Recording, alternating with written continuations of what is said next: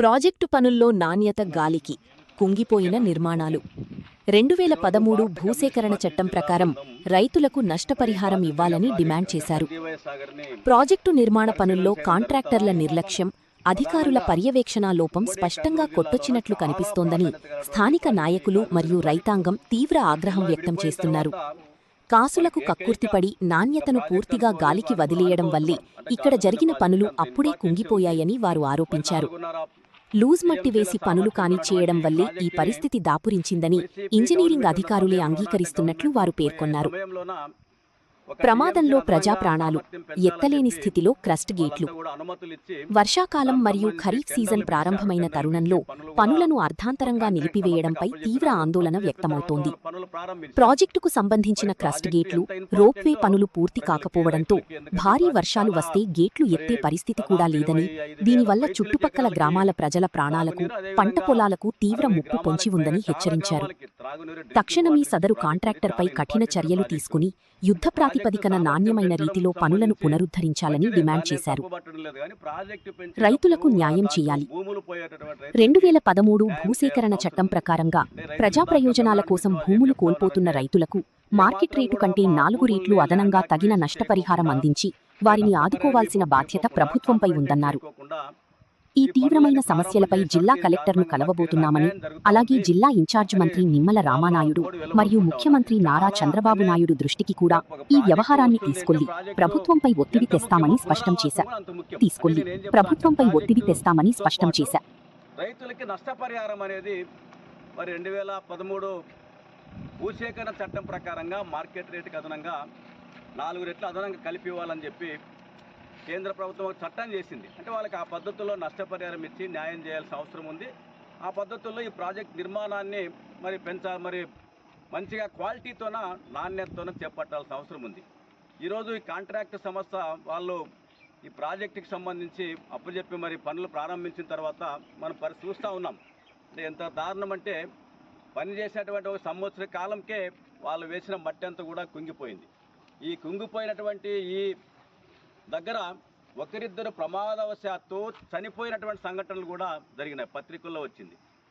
మరి ఈ పనులు చేసేటప్పుడు పూర్తిగా నాణ్యతనే మరి ప్రామాణికంగా చేయాల్సిన అవసరం ఉంది. మరి ఇంజనీరింగ్ డిపార్ట్మెంట్ వాళ్ళు మరి వాళ్ళు ఏం చేస్తారో మనకి దీన్ని చూస్తే అర్థమవుతుంది. వాళ్ళు మరి ఏమాత్రం కూడా పర్యవేక్షణని, నాణ్యతని గాలికి వదిలేసి వాళ్ళ కాసుల కోసమో ఇంకోటి కక్కుర్తి పడి గాలికి వదిలేసిన పాలనంగా చేసినటువంటి పనులు ఇప్పటికే కుంగిపోయి ప్రమాదాలు జరుగుతూ ఉన్నాయి. ప్రాజెక్టుకే ప్రమాదకరంగా ఉంది.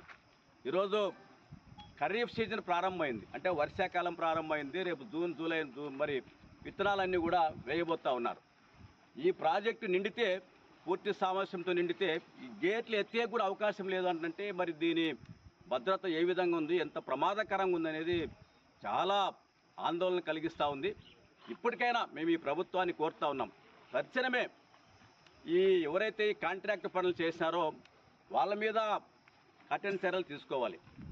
కఠిన చర్యలు తీసుకొని మరి మొత్తం కూడా ఈ నాణ్యతతో పనులు చేయాల్సిన అవసరం ఉందని చెప్పి కోరుతూ ఉన్నాం. దీంతోపాటు ఇంజనీరింగ్ డిపార్ట్మెంట్ వాళ్ళే చెప్తా ఉన్నారు. వాళ్ళు ఏం చెప్తున్నారంటే గేట్లు ఎత్తేకి అవకాశం లేదు, మేము చేపిస్తాము, ఇంజనీరింగ్ కాంట్రాక్ట్ కంపెనీ వాళ్ళకి మేము సమాచారం ఇస్తామని చెప్తా ఉన్నారు. ఎంత దారుణం ఉందో మనకు అర్థమవుతా ఉంది. అంటే రేపు నిండితే ఏం పరిస్థితి, అంటే గ్రామాలు ప్రజలు ఎంత ప్రమాదకరం, కొట్టుకుపోయే వాతావరణం కలిగిస్తూ ఉంది. చాలా ఆందోళనకరం, చాలా ప్రమాదకరం. కాబట్టి తక్షణమే ఇప్పటికైనా రాష్ట్ర ప్రభుత్వం, అదేవిధంగా ఇంజనీరింగ్ నిపుణులు, జిల్లా కలెక్టర్ గారు దీని మీద స్పందించి తక్షణమే ఈ పనులు చేపట్టి నాణ్యతతోన క్వాలిటీతోన పనులు చేసి ఆ గేట్లు మరమ్మతు చేసి వర్షం వచ్చినా ఇంకోటి ప్రాజెక్ట్ నిండినా కూడా ఎత్తడానికి అవకాశం ఉండాలి కదా. అవకాశం రోపు ఆ పనులను చేయాలి. అంటే తాడంటామా దాన్నంతా ఈ రోపు అన్నీ బ్రహ్మాండంగా ఎత్తే పద్ధతిలో ఉండాలి. ఇప్పుడు ఎత్తే కూడా అవకాశం లేదంటా ఉన్నారు. అంటే చాలా డేంజరస్గా ఇదంతా కనపడతా ఉంది. ఇది చాలా ఉమ్మడి కర్నూలు జిల్లాలో మనకి జిల్లా విడిపోయాక మిగిలినటువంటి ఏకైక ప్రాజెక్ట్ ఇది కర్నూలు జిల్లాలోన. దీని ప్రమాణాలను గాలికి వదిలేయడం అనేది ఇది చాలా బాధాకరం. తక్షణమే ఈ కాంట్రాక్ట్ మీద చర్యలు తీసుకోవాలి.